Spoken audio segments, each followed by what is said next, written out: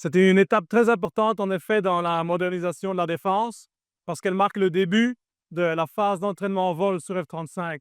Jusqu'à présent, nos pilotes et nos techniciens s'entraînaient exclusivement sur simulateur, et je ne vous cache pas que nous sommes très enthousiastes de pouvoir passer à une phase un peu plus concrète. C'est un immense privilège pour notre petite équipe ici à Luke de participer à cette étape historique, mais tout ceci n'est que la partie visible de l'iceberg.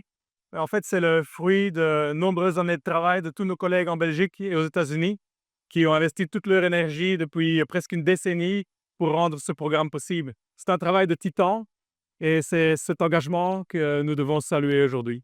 Onze eerste act-toestellen worden geleverd met aanzienlijke vertraging, maar we zijn toch vastbesloten om onze trainingsdoelen op tijd te bereiken.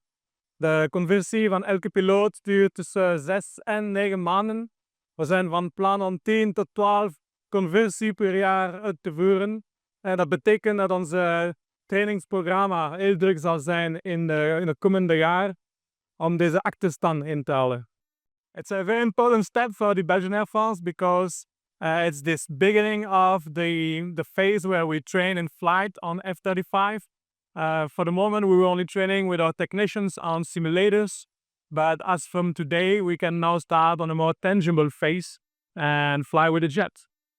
Unfortunately, our first 8 jets will be delivered with some delay in Luke, but we're still planning on achieving our training objectives on time.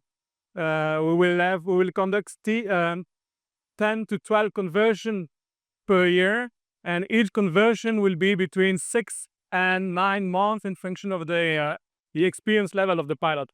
And it means that our training plan will be very busy in the coming years so that we can just catch up with the delay.